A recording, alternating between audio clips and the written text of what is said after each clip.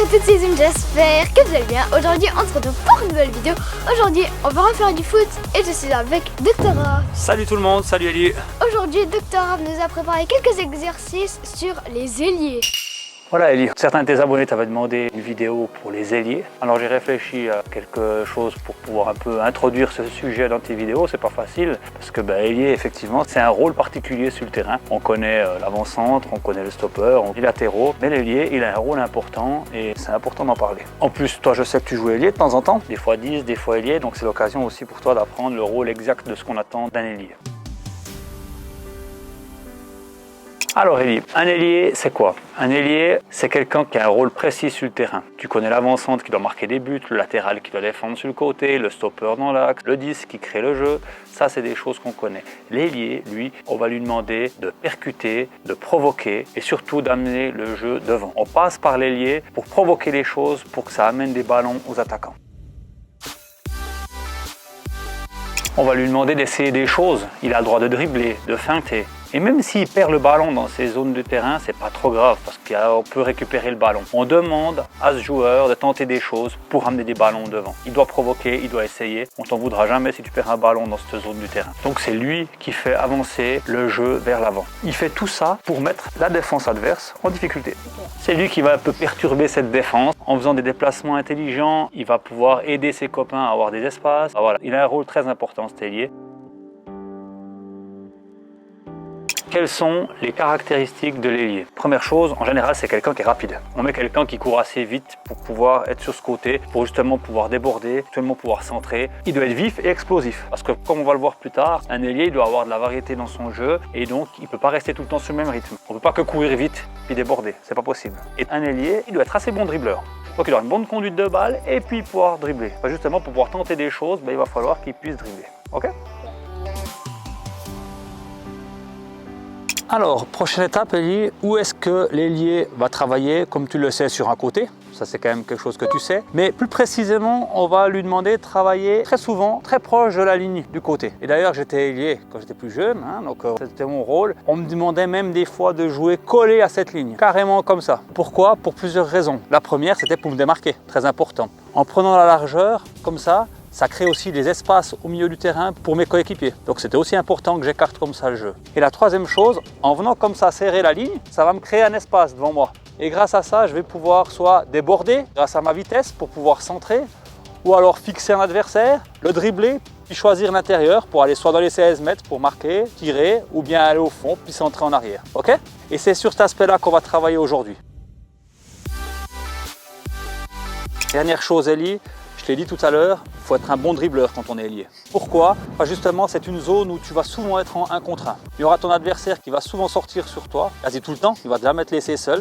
Et il faudra trouver des solutions pour pouvoir soit le passer, soit le prendre de vitesse, le dribbler, le bluffer, toutes ces choses-là. Okay? Donc c'est vraiment un endroit de 1 contre 1. Que ce soit ici ou plus loin vers le poteau de corner, à cet endroit-là, tu as le droit de dribbler. On va y aller avec quelques exercices, mais étape par étape. Ok. Alors Eli, comme je t'ai parlé du débordement, de la percussion, je ne vais pas t'expliquer comment déborder et centrer. Ça, c'est quand on a la vitesse pure, puis qu'on peut profiter de sa vitesse, et puis on peut centrer et prendre son adversaire de vitesse à chaque fois. Au football, c'est pas si facile. Si tu fais ça tout le temps, ton adversaire, il a vite compris ton jeu. Si tu n'amènes pas de la variété dans ton jeu, des feintes, du changement de vitesse, le changement de direction, tu ne peux pas t'en sortir en tant qu'ailier. Il te faut toute cette panoplie pour pouvoir t'en sortir, d'accord? Donc on va un peu plus travailler là-dessus que de déborder et de centrer. Ça, tu peux le faire à l'entraînement n'importe quand, ok? Le premier exercice qu'on va essayer un peu de travailler, Eli, le cône qui est là, c'est mon adversaire. Ce qu'on va essayer sur le premier exercice, c'est un petit peu de temporiser à un moment donné, d'avoir un certain rythme et puis d'amener une surprise pour pouvoir déjouer ton adversaire. Enfin, ton adversaire, il va t'arriver dessus quand tu débordes et puis il faut essayer de l'induire un peu en erreur. Donc l'idée, c'est de partir assez loin, tu as une certaine vitesse et quand tu vois qu'il s'approche, c'est d'avoir un certain rythme, un certain tempo et de compter sur 4 touches de balle. 1, 2, 3 et la 4e, elle sera très importante. À ce moment-là, soit tu fais une 4e très courte après la 3e touche de balle et puis tu débordes pour centrer. Ou alors, tu vas feinter ou faire quelque chose pour pouvoir le dribbler, prendre l'intérieur. Donc ça fera toujours 1, 2, 3, 4 courts ou 4 longs. La 4e touche, elle sera très importante. C'est à toi de choisir, une ou l'autre. La 4e courte, tu prends la profondeur. 4e longue, tu vas feinter, tu vas faire quelque chose, tu prends l'intérieur. Ok? On essaie un petit coup. Tu vas arriver ici, ça fera 1, 2, 3 et là tu as le choix. 4 tout droit ou alors la quatrième touche un peu plus longue, et puis là, tu vas peut-être pouvoir prendre l'intérieur.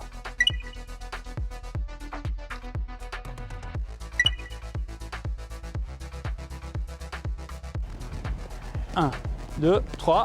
Allez, bien joué. 1, 2, 3, 4. Voilà, là tu vas. Très bien. T'as vu, ça fait 1, 2, 3, 4. T'as vu? Maintenant, le 4, il sera un peu plus long. Il faut que tu le surprennes, l'adversaire. D'accord? Donc, tu vas pas prendre la profondeur, tu vas prendre l'intérieur. 1, 2, 3, 4. Bien joué. 1, 2, 3.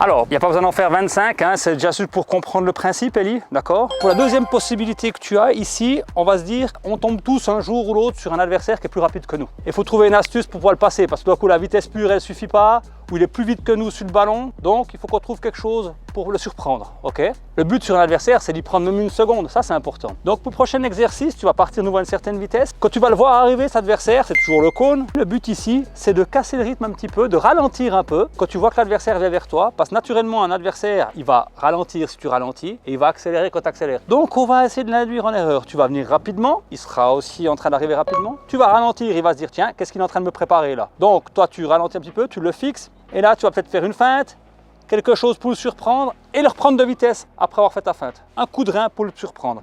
Et là, tu vas peut-être pouvoir gagner une petite seconde sur lui pour pouvoir faire quelque chose d'intéressant par la suite. Ok? Ok.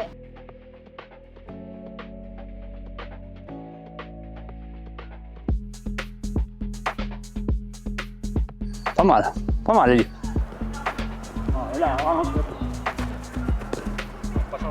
C'est bien, pas bien ralenti, mais là, il faut, là le changement de rythme est dynamique. Tu vas me dribbler.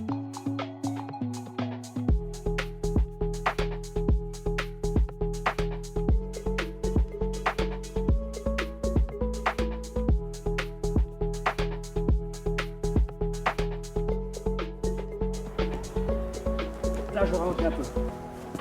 Oui, voilà. Ça, c'était bien. Voilà, accélération, bien joué. Voilà, Ellie, ça va? Ouais.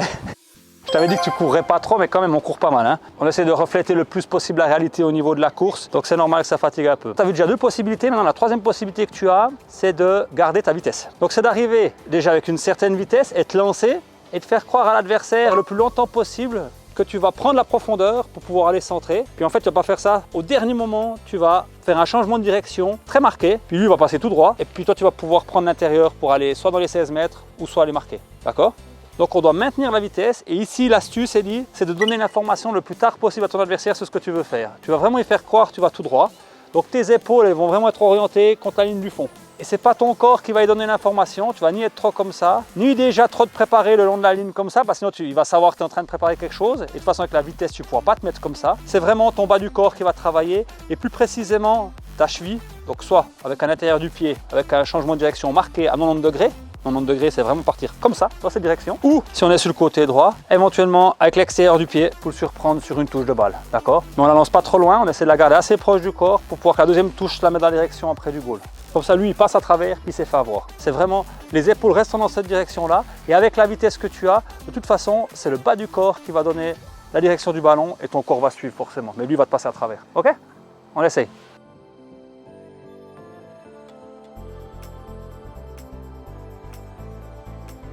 Ça va, allez. C'est bien, les épaules, c'est bien. Tu me regardes moi, et après là, tac, changement de direction. Seulement à la fin. Ton corps, il change presque pas. C'est que tes jambes qui travaillent. Tac, tu bloques le ballon de l'autre côté, puis va. Oh, bien joué.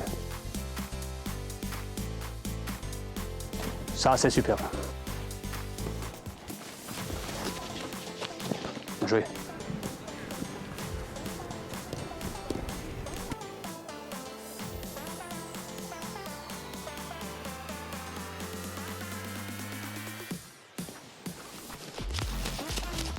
Et Magnifique.